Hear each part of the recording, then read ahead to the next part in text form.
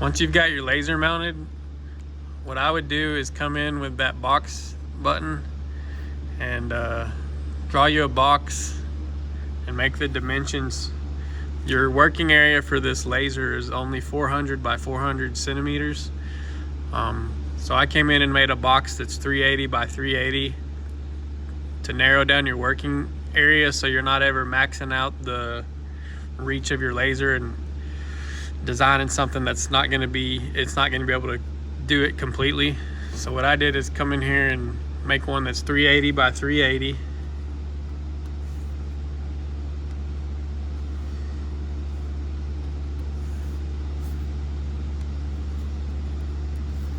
And then click on the arrow there where you can move it around, and then just put it inside the dimensions of that working area. Come over here, make sure you're on line. That's just gonna outline stuff. And then I put the speed on like 1,000 and the max power, and then hit start, and it's gonna burn that line out. It's not gonna cut it, but it'll just make a dark line where you can see, and that gives you a reference area for your working space. Once you've done that, I would slide in whatever you're gonna use as a jig, and with that same line, you'll come over here and change the speed to 100 and keep the power at 100 and run that, hit start again, and it's gonna cut that jig out to exactly that area. And then what I did is, once I cut that out, I came and used push pins to hold it in place, because I don't ever plan on moving that out of the way, so it's always exactly in the same spot. Once that's done and you've got that box selected, you can come down here and this orange box, hit that, and it changes it into a template where it won't ever burn that again. It just ignores it. And then from there, you can come up here and file and import. And what I did is just went to the Ritchie website and saved a picture of one of their tags. You open that, and while it's selected, come up to tools and scroll down, and there's a trace image button. You'll hit that. It pretty much does everything for you. Just hit OK, and then select the top one, get it where you can get this image. Make sure you're on the image, and then delete that. And then what you'll do is come up here where you can select everything. This is hard with one hand. And then select it. You'll come back up to arrange, and you'll hit ungroup. And that's gonna do is allow you to select these numbers that you don't need on here, and you can just delete them, where you'll just have the outline of the tag.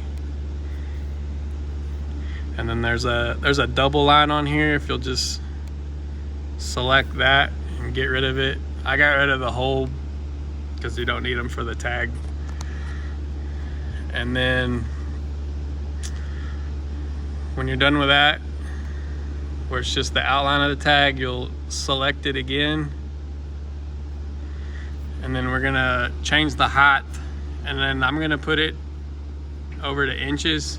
If it doesn't show inches down here, you can hit this double arrow right here, and where it says millimeters, just hit it and it'll change inches, and change the width to 3. Make sure you hit the lock button first so it doesn't get all out of balance. And once you hit 3 and hit enter, it'll just automatically do it. It ends up with like 3.48 whatever. And then from there you can drag it up. You want it kind of on the edge of the working area. If you're just gonna use just need a jig for one tag, you could go in and you'll have to change the color back to a working color. So you'll come down here and change it to like black. And if you want to cut it out, you'll change the speed back to 100, keep the power on 1,000, hit start, and it'll burn that out and burn the tag out, and then you can just pull that inside out and you'll have the jig. If you wanted to make a bunch of them, you come down here to this grid button and select that. I'll drag it out of the way so you can see, but you just add however many you want to do. I think I did 4x4 or 4 rows of 2, and then over here you can add another row, and it's really all you need. It's not the fastest, so I wouldn't recommend doing a whole bunch at one time. And if you want to leave it like that, you just hit OK. I'm just gonna go back to the one tag to show you how to do that. So once you've burned, if you're just doing the one, once you've done that and burned them out, or you've burned the whole grid, you'll go back down and change it to orange. And that's just gonna keep it from ever burning that out again. It's just gonna already know it's there.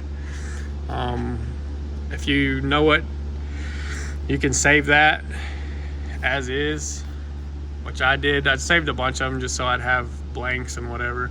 File, save as, save it as a template or whatever. So that'll be saved, and then if you like have your brand or whatever, you can import it, put it on there. Like I'll just use a T for, or a T for example.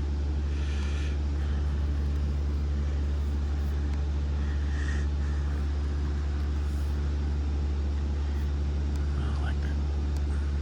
And you can do whatever font you want.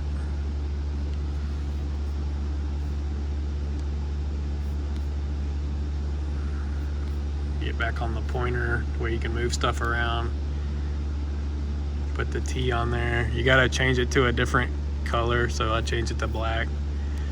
And then if you want to add a number, get back on there,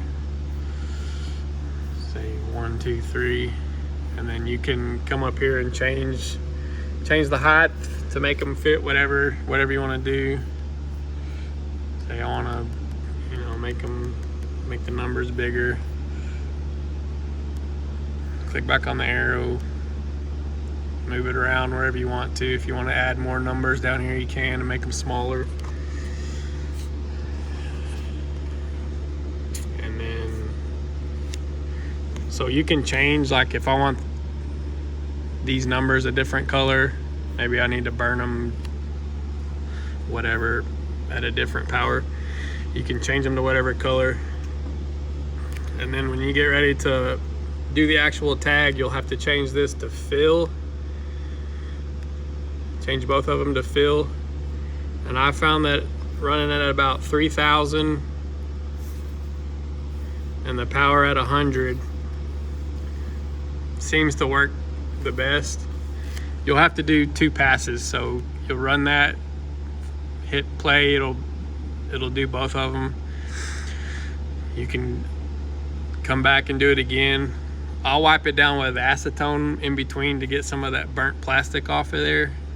And then the second pass, wipe it with acetone, and you should be able to see everything. It seems to vary from tag to tag. Some of them I'll put back in there and run one more time, but I'll bump the speed up to like 9,000 and dial the laser back to like 70 or 80. And then once you're done with that, it's pretty much all you do. You can save that one, and then whenever you open it back up, you can just go in there and click on the number, and then you can change the number out and leave your brand there, and it'll just stay there. That's about it. If you have any other problems or anything, just let me know and I'll be happy to answer them.